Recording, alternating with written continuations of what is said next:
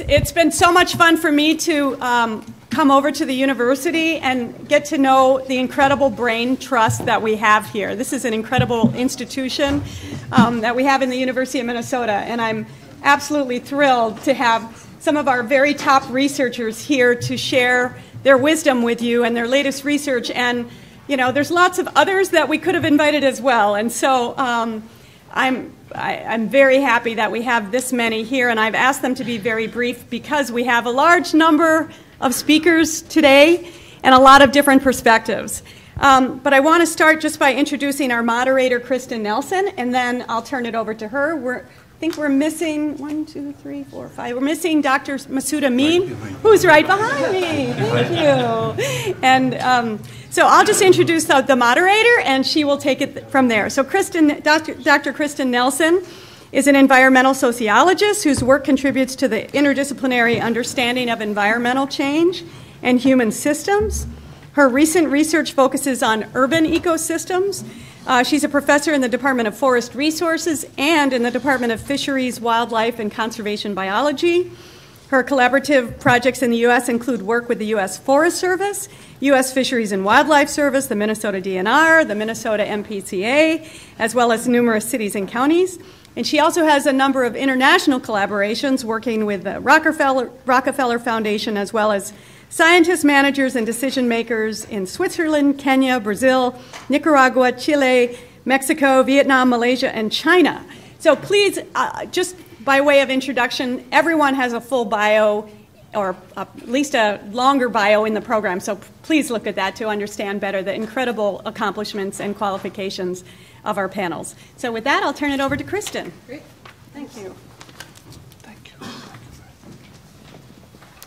Thank you all for gathering, and I want to thank especially Ellen Anderson and Hari and Megan and Shanda for all you've done to pull us together. I know that we're all busy people, but it's wonderful to be together at least for a concentrated period of time. I would ask you all to think about the one thing you're going to get out of today. And my personal goal for this day is to begin to understand the concept of storage. And each one of you are adding that to me because as a sociologist, I would have to say I have the least knowledge about what's happening today, so everything is an add-on. But already I've understood that some of the concepts about networks that I work with and the attributes related to human systems are similar to what you all are talking about. And so that synergy is what's going to make all of this promise we just heard about a reality, and understanding across governance, engineering, economics, among other things. So the other piece is that, as Ellen mentioned, there's a wealth of work, and I look forward to everything you all have to say, and as well as those who couldn't be with us today at the University of Minnesota and across Minnesota in general. The design is a little different than our traditional design. It is that it's a 5-minute talk. And in ecology, we call it a lightning talk, the idea of charging the conversation. Because everyone, given the storage of all your papers everywhere across the globe, they will be able to go to that work. And so it's a short talk. Those of you who already now have a pattern of using the cards, write down a question, and on this case, would you point to the individual you'd like to answer it or the whole panel so that we know how to direct that question? The other thing is to think a little bit about what this means for your personal goal for today, and make sure that in the coffee hour afterwards you get some of that in conversation as we go forward. So in page 6, link into page 6 or in the paper copy of the program, but in general, Dr. Minesota Amin is a professor in the Department of Electrical and Computer Engineering, where he holds the Honeywell and H.W. Sweat Chair. He'll provide a brief overview for the smart grid in the relation to energy storage. And Dr. Perry Lee is a professor in the Department of Mechanical Engineering, so already we've added another set of knowledge. and Deputy Director of the Center for Compact and Efficient Fluid Power. Retired. Huh? Retired. Okay, okay.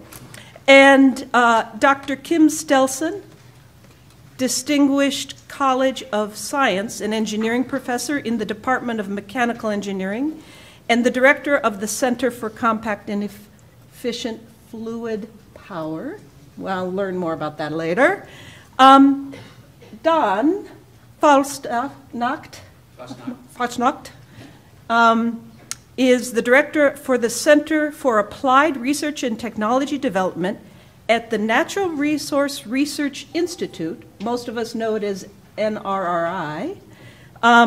And will focus on metallurgy in his work and analytical chemistry, but business innovation in terms of that work. Well, it's going to focus on energy storage from a large perspective. Right. So it's a little bit different than what I'm normal educationally trained. Right. Right. Eric Severson, postgraduate scholar in the Department of Electrical Engineering, focuses, at least from your bio, on flywheel energy storage. Yep, that's right. And I've heard you talk, and it was great in the last talk I heard you give, so that we have something to anticipate.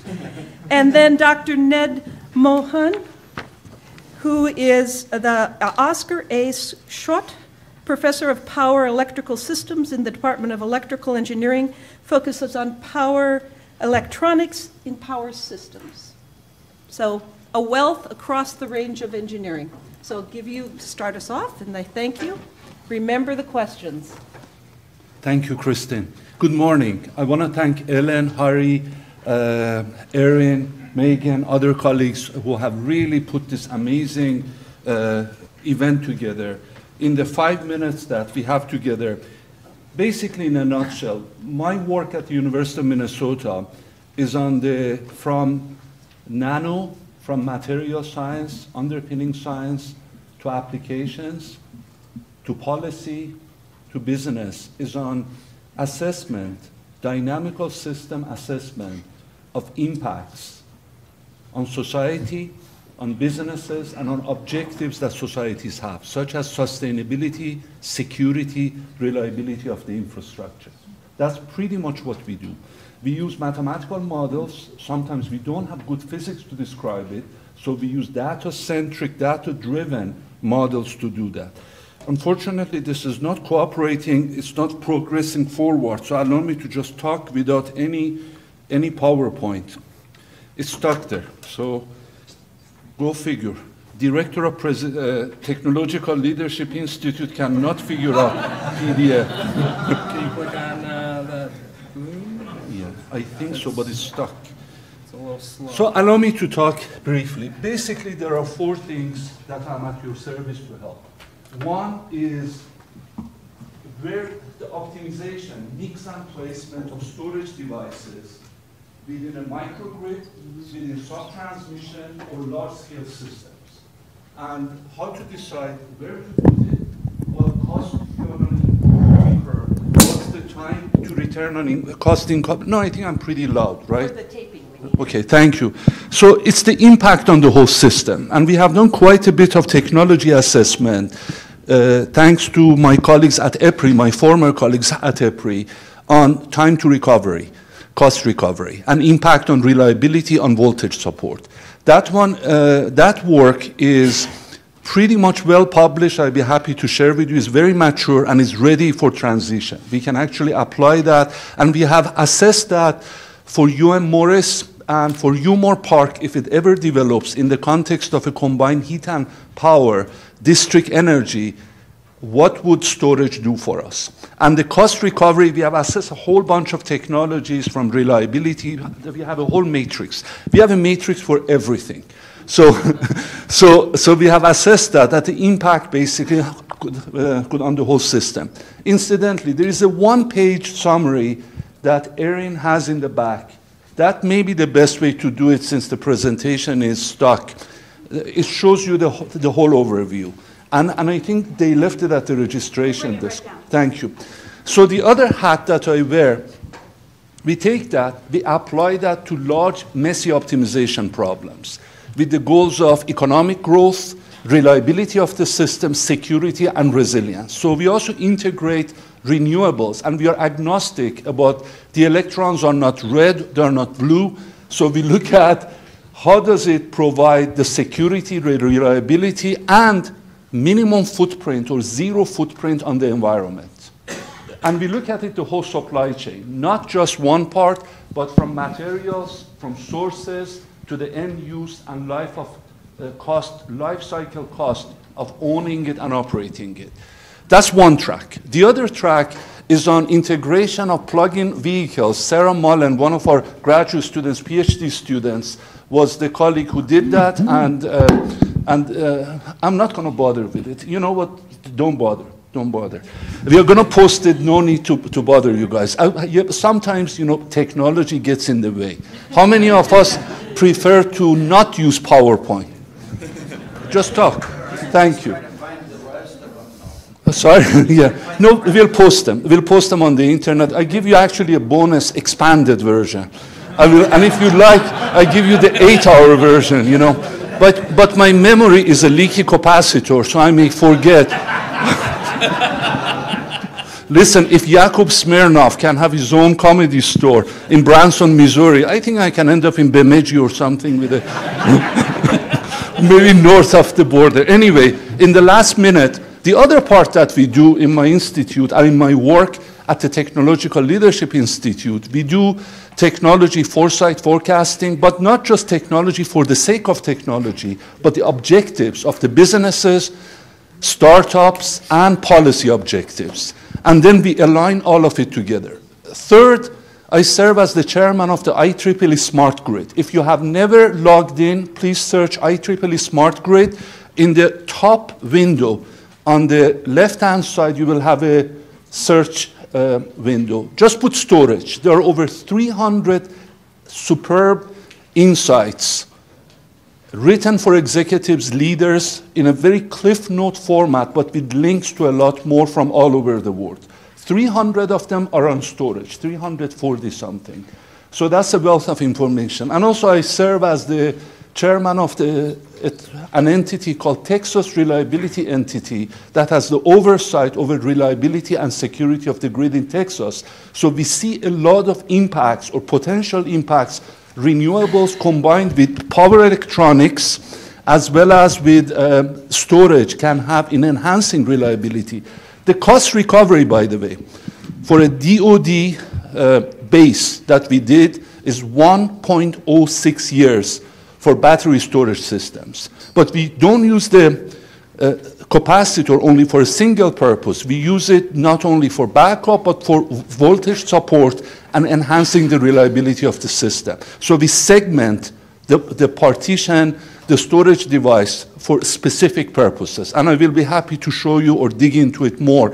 Finally, at my institute, at Technological Leadership Institute that was created by Honeywell Foundation 28 years ago, we work collaborative across the EU, across all colleges and so on to create graduate degrees.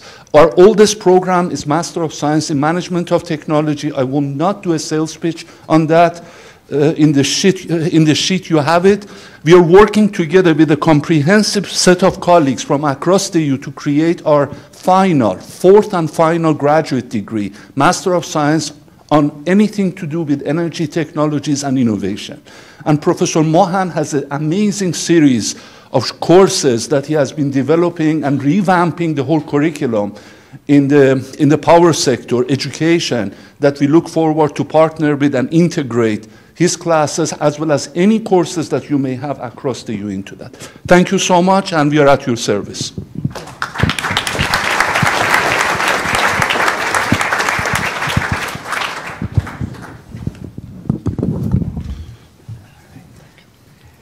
So good morning, I'm Perry Lee. I work in compressed air energy storage, and these are my colleagues at the department, Terry Simon, Jim Vanderven, and also I work with a professor in Virginia, Eric Loth, as well as a company, Lightsail Energy in California, a startup company that's on this project. So let's see.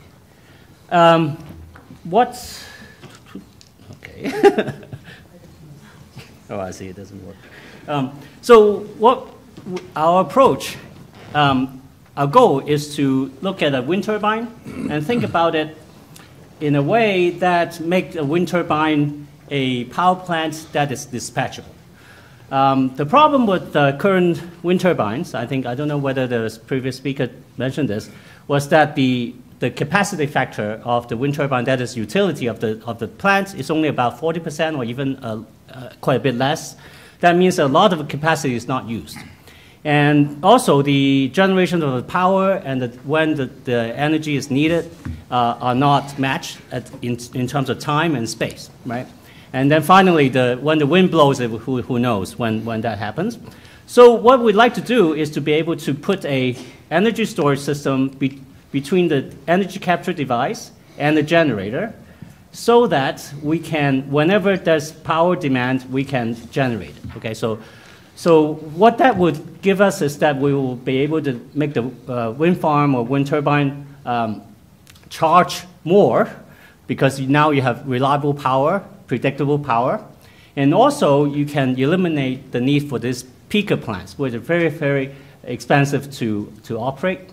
And finally, because of this capacity factor issue, we can use the storage system to downsize the electrical generator and the electrical connect, and that can significantly reduce capital expense, especially for the offshore installation.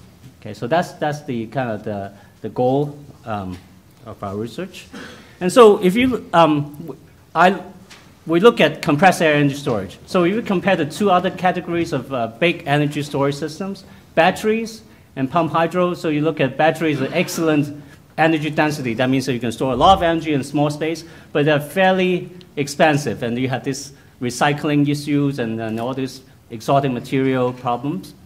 And also, if you look at the pump hydros, it's very cheap, but you need an elevation and a big reservoir. And so compressed air is kind of a nice compromise in terms of cost, energy storage, capacity, etc. Except that the conventional way of doing things is fairly inefficient. It's about 40% efficiency, and also it is always combined with a natural gas plant to regenerate the energy that we store. So what we do instead of the conventional way of using compressed air is that we are using this system, which does not use any natural gas, so no carbon footprint. It's a true storage system. And we put it in between the wind turbine and the generator. And then what that does is that we use really, there are three aspects to it. One is that we advocate a hydraulic transmission. So instead of having a generator on top of the nacelle, you have put a pump motor on top, a hydraulic pump. And then you have this thing called an open accumulator that has both storage of air and water, okay, compressed air and water. And that releases you from using needing a big cavern underground so you can be site in specific.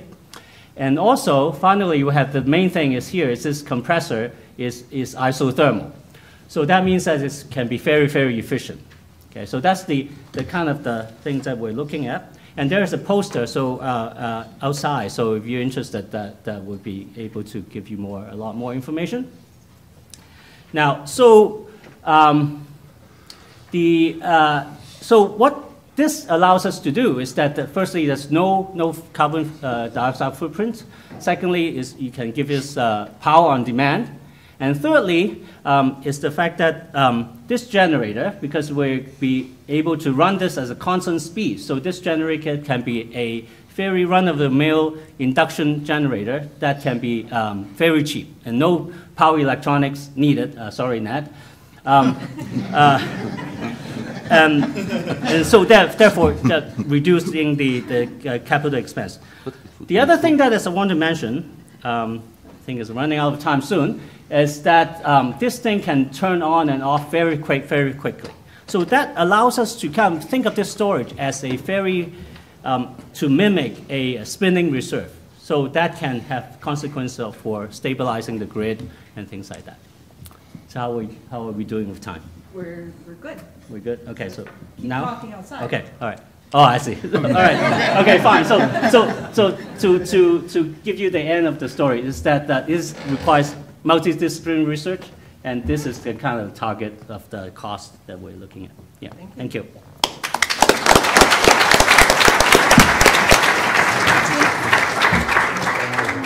Sorry.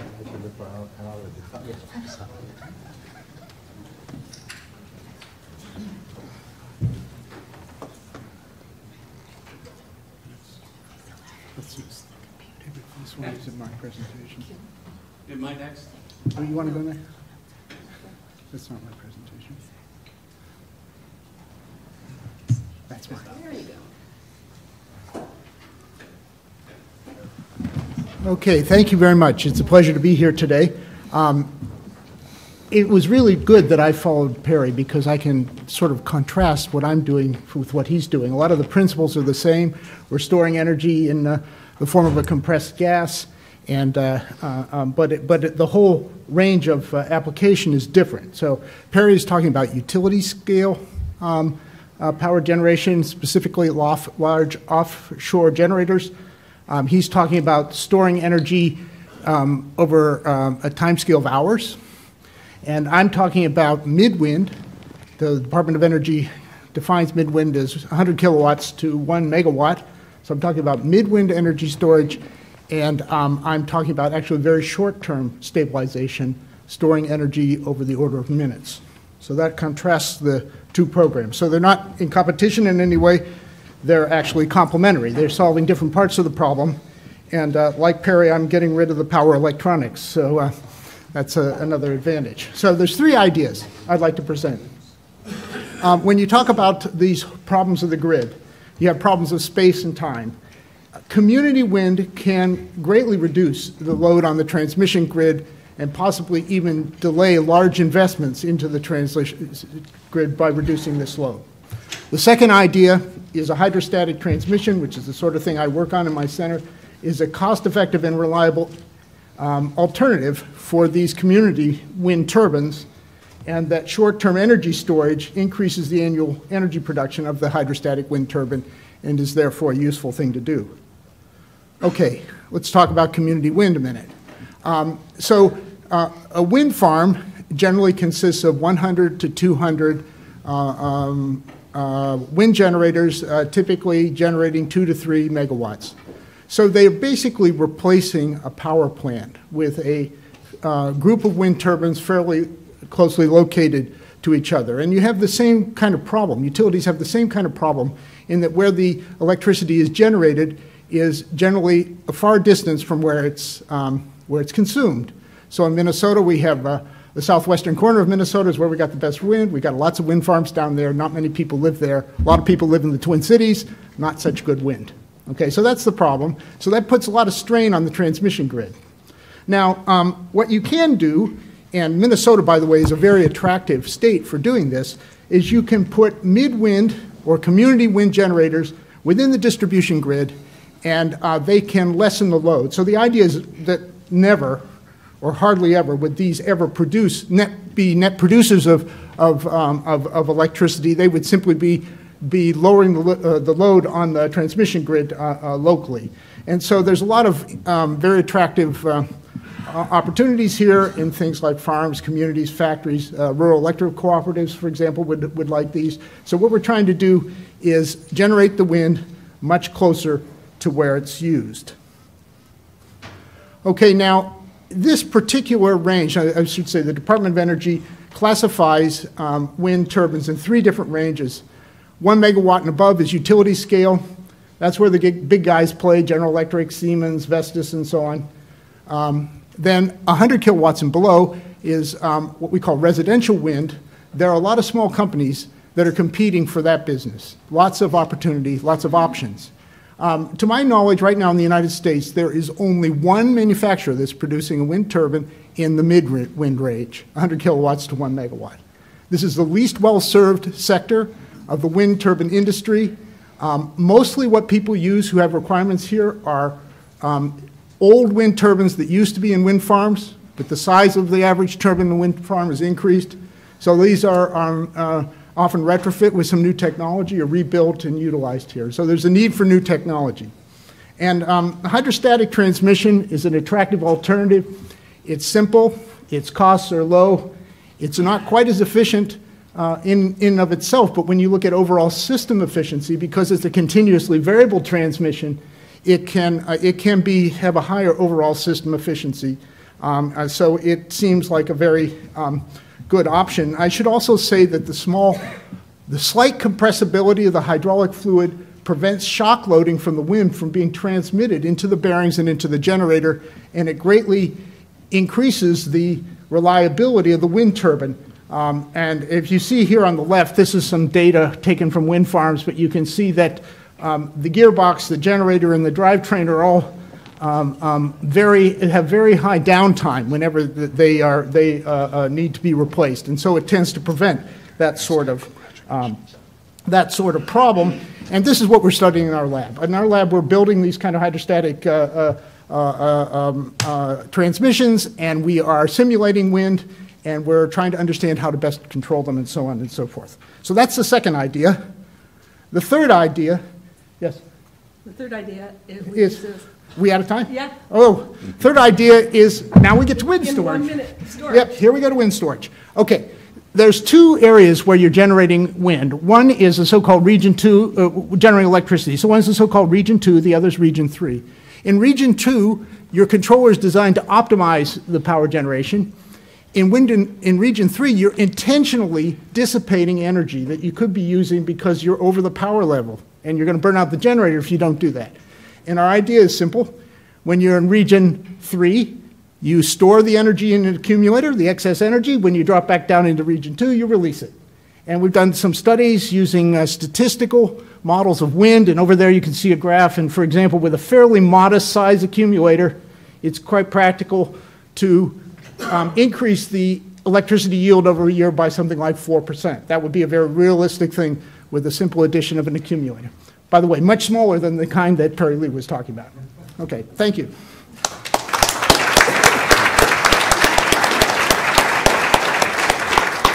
Okay. Don.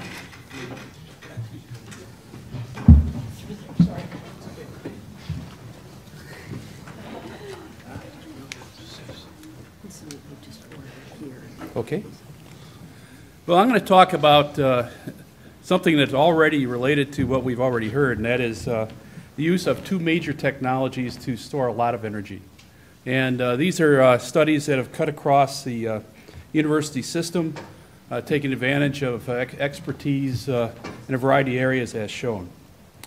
So we actually have two major projects that we've done. One's completed, that's on pump hydro energy storage. The other is currently underway on compressed air energy storage. And what we're targeting anywhere from 1 megawatt up to 200 megawatts of potential energy storage. And the reason for that is that these two technologies basically are those that are typically used for very large scale projects. You can find them across the U.S. in different areas. And we wanted to see if we could be very Minnesota specific to using them.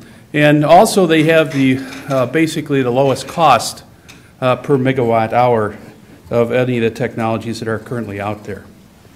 So both of these we've already heard from James Tong provide a lot of the same attributes that have already been discussed. And you can see I just captured those one more time. Pump hydro is probably one of the ones that has been used the most. Actually, in Ludington, Michigan, they originally put in a very large 2 gigawatt power plant energy storage facility based on supplying the needs of nuclear power so that they could store it when it wasn't being used by the consumers. That facility is right off of Lake Michigan. The basic concept is to pump the water up so you create potential energy that you can release when you need it, and then let it flow back down through the generator system using that kinetic energy to drive generators. And the opportunity in Minnesota basically is to take advantage of legacy resources that we've created over about a 120-year period where we've done a lot of mining. So we've created pit lakes, other features that give you differential between the pit lake, for example, and another natural feature. It might be another pit lake, it might be a tailings basin where you have water available. And you also have a lot of this type of transmission facilities that basically are needed to bring that electricity back and forth. So we've cooperated with Great River Energy and Minnesota Power to really study these opportunities across the state. And we basically focused on the Mesabi Iron Range. This is about 160-mile distance across the whole range. And we studied, I think, 16 to 18 sites across the range to see if they might be applicable to meeting some of the criteria that were established by the study group to see if you could find a practical solution. We actually identified sites that were studied in more depth. These were the least cost sites across that Iron Range.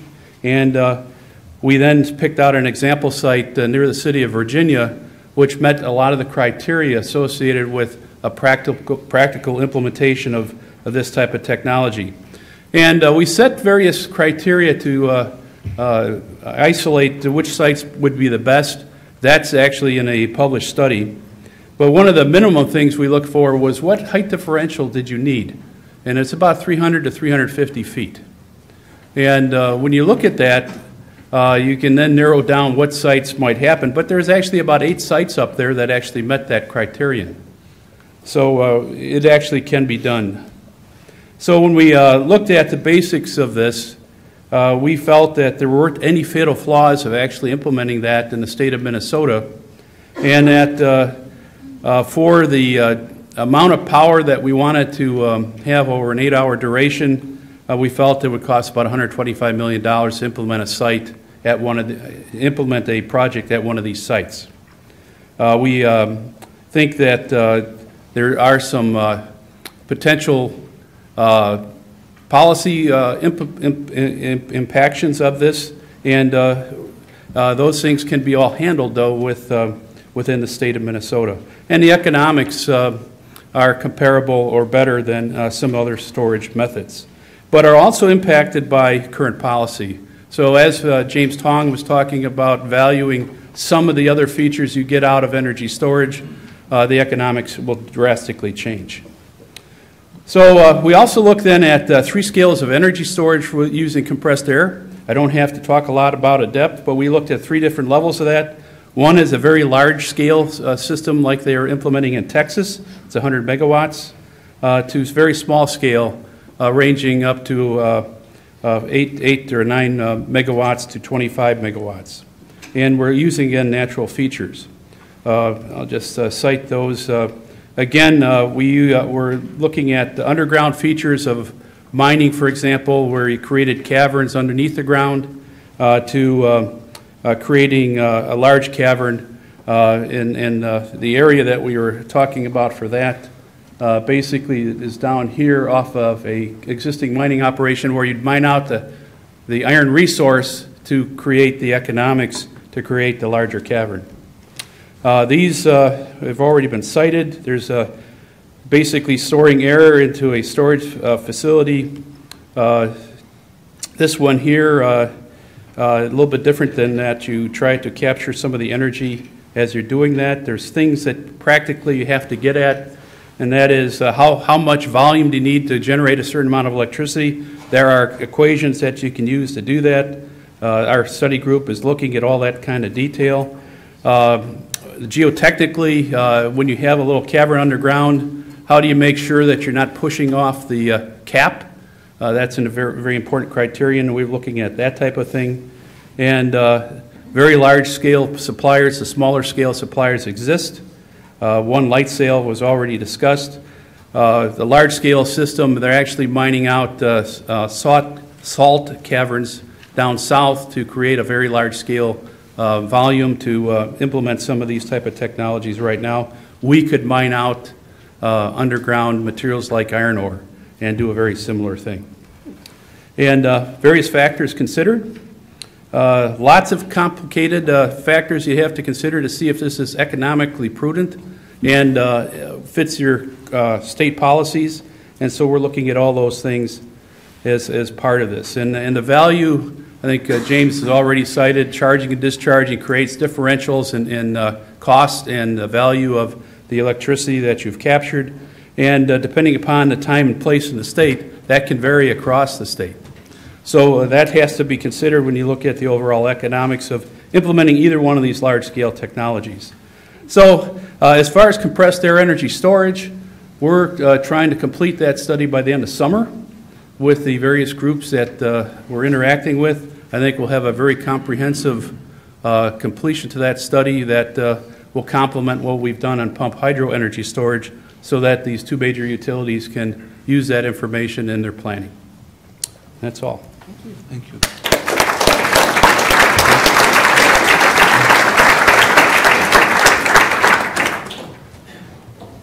You wanted to follow Eric? He wants to follow you, Eric. Did you?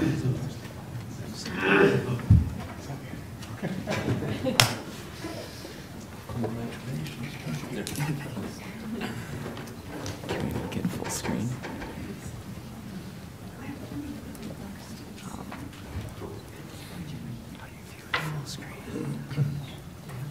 There we go.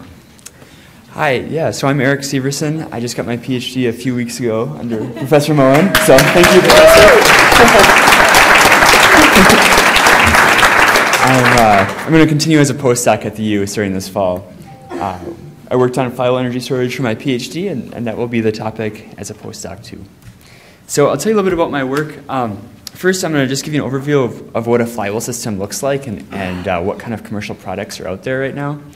So up here is kind of a typical system. The general principle is that you're storing energy kinetically. So that means that you're going to rotate a cylindrical mass up to a high speed. And the speed that you're rotating represents the energy that you're storing kinetically. So you change that speed to change how much energy you're storing, and you do that with you do that magnetically with a motor/generator. So it's kind of like in a car. You hit the accelerator, you have a high kinetic energy when you get to your top speed, and then you can go into regenerative braking mode by slowing the car down and tapping on your brakes in your Prius, right? So my work explicitly focuses on the motor generator aspect of this and the magnetic bearing system. This is fairly demanding designs because you're going up to pretty high speeds. The top speed of commercial modules is around 100,000 RPM. And at these kind of speeds, you need to have magnetic levitation so you don't have too much drag. Any drag represents a loss, which is going to be like a self-discharge, right? You don't want that thing to slow down when you're storing energy.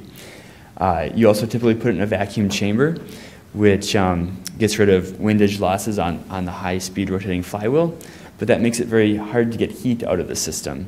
You know, any heat that you have on the rotor, well, your rotor is now levitated, and you can't conduct heat out of it, and you can't convect heat out of it. You only have radiation. So this is what a typical system looks like. There's been several companies that have either commercialized this or in the process of commercializing it. And typically these applications are for very high power applications and very low energy stored. So I mean that maybe it will provide like 100 kilowatts of power, but it will only store enough energy to provide that power for a minute or 30 seconds. And so you see this right now, maybe most famously is Beacon Power, which has commercialized these for frequency regulation on the power grid. There's these big warehouses up in New York, and I think they have one in Pennsylvania too now, of flywheels. So they maybe have a 100 megawatt rating on the whole facility, but they're storing a very small proportional amount of energy in there to just inject energy very quickly into the power grid if the frequency drops, or to take power off the grid if the frequency gets a little too high. And this application is typically energy neutral over a few minutes.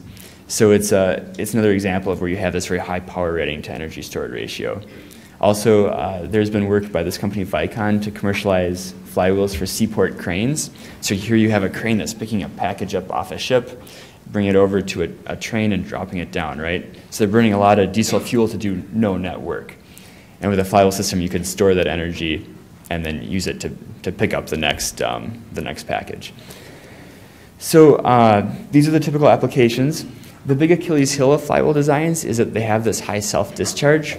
And you can imagine why that might be. I mean, if you're rotating a mass at like 100,000 RPM, you have, even if you're in a vacuum, you still have losses, whether it's magnetic or your vacuum isn't, a true vacuum, so you still have some windage losses. It turns out that the main loss mechanism is actually magnetic losses from the motor generator. And so that's what my research is focused on, is addressing that. And our goal has been that we want to make a flywheel module that gives you, we want you to have your cake and eat it too. So we want to be able to have this very high power rating and be able to have very long storage intervals. So we want to get rid of the self-discharge rate to make kind of an idealized storage device. And we see this being very useful on the power grid, specifically out on the distribution grid. So you could ideally transfer energy to your load when it is most optimal to do so, without concern for when your load actually needs it.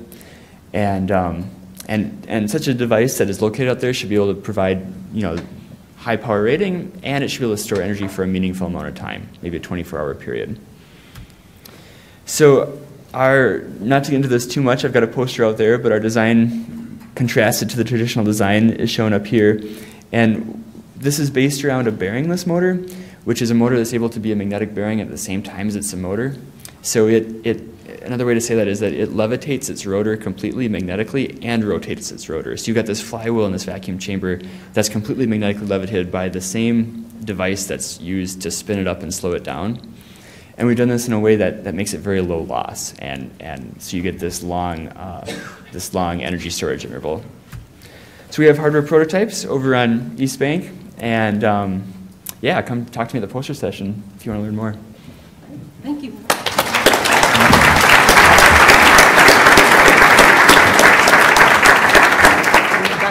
If you wrap us up. Thank you. Thank you.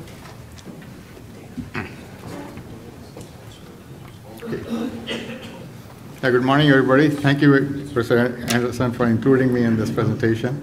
And so I'll keep it very brief. By the way, Eric, I always tell that he's 3 graduate students in one. So it's very fortunate to have graduate students like that. So congratulations, Eric. So on a personal note, my daughter works for this Nelson Research Institute at the University of Wisconsin-Madison. And she was showing me a report which was recently put out by Stanford, Princeton, and Berkeley, which says that we are entering the 6th phase of extinction. So congratulations to you all. On that note, we should have a party, I think, maybe a toga party. But anyway, the storage is a very important topic. You probably have again heard of a report which came out of Stanford, which says that we can generate all of our energy with renewables. Well, if you did that and we didn't have storage, we are looking at freezing in the dark. Okay, and we can relate to that pain in Minnesota, freezing in the dark. So not a good idea. So anyway, what I'm going to talk to you about, it's a two-pronged approach as it relates to education and research. Is 2 items here. So one of them has to do with education, and so we have been developing courses in power and power electronics and energy systems in general as it relates to electricity, and putting it on this website, CUSP, and we have already uploaded 7 courses, and all this material is totally downloadable free of cost by anybody. You don't have to become members. But 211 universities in the US have become members because membership has its privileges. By becoming a member, you can download quizzes and homework problems and all kinds of other stuff that an instructor needs. So that's really the idea here. So we are developing, we have developed, like I said, 7 courses, uploaded them, and 6 are ready to be uploaded within a year. And then we just got funding in June to develop 6 more courses. So if we develop them all, we will have 19 such courses. A pretty impressive list, I would say, and I highlighted one of them, which includes storage. So here we are taking a kind of a holistic view of electric energy systems. Wherever it's generated, how it's generated, hopefully using renewables, how it is transmitted, and then how it is used in the most efficient manner. And there's a little bit of an urgency that one of the courses that we proposed, this one here, I'm not sure mouse is working here, but this having to do with high voltage insulation. So when I proposed this course, when I proposed this course, we didn't identify who would develop this course, because after all, these are not developed by me, as you can see here. So it turns out that that person that I had in mind to develop this course passed away in 2012. So I shouldn't be laughing. So it shows the urgency that we need to archive this institutional knowledge before it disappears, before these courses disappear. As you can imagine, that we need to teach about high voltage insulation. Like countries like India and China, they are going to 1 million and 1.2 million volt transmission lines. So we cannot let these courses disappear. So these courses are developed, like this slide shows, by experts in their respective fields. 5 of them are NAE members, over 10 are IEEE fellows. And so the courses that I showed you earlier, those are graduate level courses. But we are also developing a course which could be taught in community colleges simultaneously with 4-year colleges, and then the credits transfer. What we see here is that in upper division, approximately 30% of our students are coming through community colleges. They don't come directly from high schools, okay? So we need to increase that pipeline. So that's the intent here. And we're also looking at a course which could be taught under this college and school program. Many of you may be familiar with that, college and school program. So it could be taught at high school level here. So when it comes to research, Eric has talked to you about already, I should say Dr. Severson, talked to you about flywheel-based energy storage. And so we have another project which combines battery storage and photovoltaics. So as you know, sun doesn't shine at night, and it'll be nice to have what you see, a block diagram here on the top, where you have a photovoltaic on the left-hand side as a port, and then you have batteries as another port, and then you have a third port on the right, which is the DC bus voltage. Okay. So if you could have an integrated magnetics where everything is inside, we made very economical. You've heard of this Tesla battery company, which has come out with, it's really a battery company, more so than a car company. And so it could be a pretty interesting project. So thank you very much.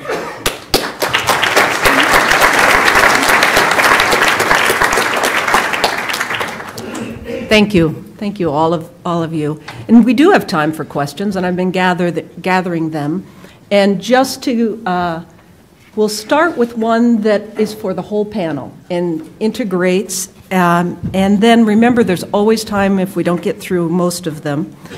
So which of the technologies presented are technology ready and cost effective in Minnesota today, and which are far off? Maybe you can respectively, depending on yours, and speak into the mic right here as, or. I can start because we focused on those technologies that are ready today.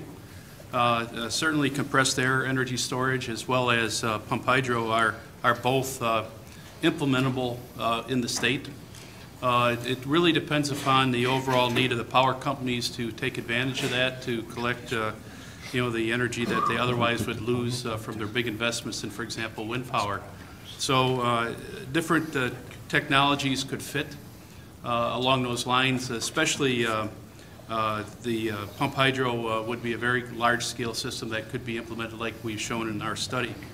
But at the same time, you have to be at that energy storage threshold. That makes sense. And the state probably isn't there yet. New York and California seem to be closest. And Texas is also implementing that type of thing. And the policies have to be relevant to get the economics right. Yes. You probably know the Department of Defense uses a scale called technology readiness level. So I would say that our hydrostatic transmission for wind turbine is technology readiness level 4. So we've demonstrated in the laboratory. We are currently working with manufacturers for field testing. And actually, Morris, Minnesota is one of the candidate sites for field testing, a demonstration of this technology. Yeah, so on on these new compressed air energy storage concepts, there are currently 2 companies that do kind of similar things as we do. One is Lifestyle Energy that we work with. The other one is a combination of general compression and sustainix. I think Don mentioned. Actually, they're emerging. So they both have pilot plants. So I guess in order to put these into use, I think they can be ready. But I think is the cost issue is we want to bring the dollar per megawatt hour and the dollar per kilowatt hour per kilowatt down, so that it really makes sense for the power plants. I think that's the key issue. That's why our research is focusing on improving the power density and energy density. You want to summarize for us? Actually, Ned and Eric can go. Okay. I will be the last one. Yeah. From my point of view, I think battery storage is most technology ready. In fact, in our state, in southwestern corner of Minnesota, in Laverne, Minnesota, Xcel Energy already has demonstrated a 1 megawatt, 7.2 megawatt hour large-scale battery storage project. It using high temperature, sodium sulfur batteries. So what the economics of it is not very clear, but certainly that is absolutely technology ready. And as you all probably have heard of, Tesla has announced this battery storage system, 7 kilowatt hour and 10 kilowatt hour for approximately $3,000. Again, what the economics of that would be, I don't know, but certainly it's absolutely technology ready, and they are collaborating with a company in Israel called Solar Edge, and which will make the inverters for these batteries. Sure. And flywheels for this long-term storage application are not technically ready, for sure. But for short-term applications like frequency regulation, they're already on the grid. Like I said, New York, Pennsylvania, it could be done in Minnesota too. I don't think there's any initiative to right now. There's an installation going in Ireland right now, a huge one. Yeah. Just another comment. General Motors also is going to be recycling batteries, I think, from their Volt cars for energy storage purposes too. So they're going to take something they already have and then use it very similar to what Tesla that system's going to use. So in my team, we use the variety. We are, as I mentioned, agnostic about the technology, just measures. And here you're seeing some of the measures on the board that we use. And my former colleagues at EPRI, Dan Rassler, had done the initial work. So we improved on that beginning in 2009, 2010 to the present. These are some of the technologies that we assessed, but depends what you want to do with it. So application and context is important. Once you know the performance, cost, I hope you can read all of that in the back of the room.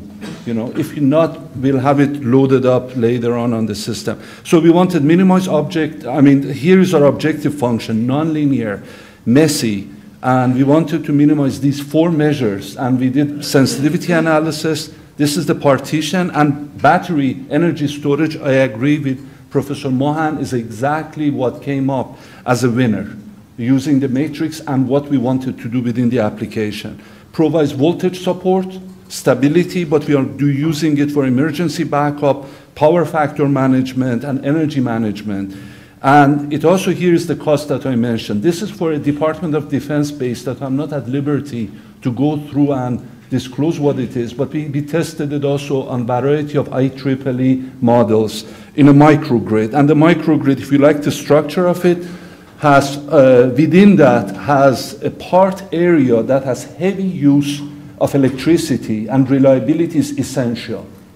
So when you look at all the indices for performance on the cost recovery, 1.06 that I mentioned earlier to 1.5 years, and the best location, here are the number of units and the location, which microgrid. Microgrid number 4 is the essential one. Microgrid 3 is the second if you have the budget. And this is the improvement. Colleagues who work within distribution systems, SAIDI, SAIFI, CAIDI, impacts on reliability. So anyway, it's a drastic impact, depends on application. But we can do any technology that you throw in there. In terms of maturity, I echo our colleague that technology readiness level, the ones that are put up there, they're in the 8, 7, 8, and 9. So they're mature and ready to go. They were ready for that question. Another one that will be common, but perhaps at a different scale, is some people say renewables will become viable when storage has a technological breakthrough. What do you think of this statement? Okay. I think renewables are viable today without storage. And so, you know, state like Hawaii, for example, where oil has to be flown in, or not flown in, I'm sure, transported somehow. And so approximately 40% of the homes have solar panels, and in fact, you cannot get a permit for a new home construction unless you have a solar water heater plant on your roof. So, you know, they are viable, and you see what's happening in California, so I think storage would be great, of course, and we should all work for it. If you want to go to 100% storage, renewables, we need storage. So I echo exactly what Ned said. We do a systematic assessment of what's viable, where it's viable, so it depends where you do it. In Hawaii, the challenge was they needed power electronics to make sure the voltages, you get voltage support in as you integrate solar panels. In Minnesota, unfortunately, we had the same, or we are beginning to have the same discussion. We can do solar, but you need to retrofit the substations and the equipment along the way to make sure the system is not destabilized. So Excel is actually right by saying that there's a limit of how much we can integrate into the system and who is going to pay for the rest of the upgrade. So many of the renewables are ready to be deployed, as Ned mentioned, but the question is how much of it do you want? Where is injecting into the grid or into your local distribution system? And do you have the distribution system to support it or the grid to support it? On a national scale, AEP, EPRI, my old job, we did actually assessment. Up to 40% of electricity can come from wind if we build about another 42,000 miles of high voltage, mostly DC backbone. Add that to the existing 455 miles. That you don't need. If you have DC and you have that level of continental interconnectivity, either in the 4 regions or across the region, you can actually handle that. So the wind will not blow the grid. It actually augments the reliability and security of the grid. And we can use that 40% from wind to offset the cost of fuels and use that to actually try to electrify transportation in a much more rapid way. But anyway, these are all the technologies, and these are some of the keys. Thank you. First of all, I agree with Ned's comment. Renewables are viable today. The question is, what's the market share? And as the market share gets higher and higher, the storage comes into play. But I just want to mention one other thing that we heard in our keynote speech. This demand response has huge potential to delay the huge capital investments we're contemplating. If it were possible to, for example, on a day when you had a brownout, to turn everybody's temperature set point down by 0.1 degrees, immediately the possibility of a brownout is eliminated. And by systematically using cloud computing and integrating the demand as well as the sources of electricity, we can, to a very great extent, we can mitigate the storage problems by that kind of smart response. The thing is, if you want to integrate more renewable energies into the grid, without storage, you would need these feeder plants to buffer the when the wind is not blowing or the sun is not shining. So for the economics to work, storage can help. So the way that it works is that firstly, by being able to capture all the energy that you need, and then secondly, by selling power when is needed, so you can charge a lot more. And also, thirdly, by reducing the capital expenses. So that makes the economics of building renewable power plants much more palatable to the companies. I think that's the main reasons. One of the things I noticed for solar panels growth over the last few years is because the price of these things have gone down so much. And you really need to get the economics work in order to have these technologies being applied. So I think the storage is a very, very important critical issues for integrating renewables. So, two questions that sparked a lot of discussion, and there are many really good questions that are specific to each of the technologies. So I would ask if you, after you get your coffee or tea, if you could go to the posters. Those of you who wrote a question, please go up and tap these folks on the shoulder. Not only are they leading researchers, but there are several on this panel that have distinguished teaching records, so the ability to interact, even down to a few questions about terminology. And I want to thank you all for coming and joining us today.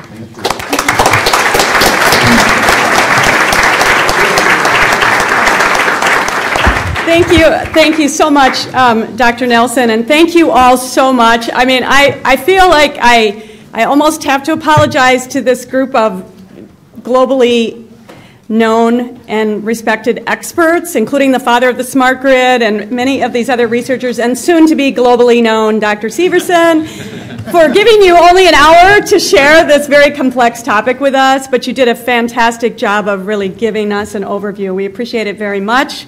And I think what I've learned about, as I've been trying to dive into energy storage, technology is really the foundation of all the work that we hope to do with energy storage. We need to have a basic understanding of it, even if we're people with history degrees and law degrees like myself. Thank you, yes, and we'll show everyone the chart.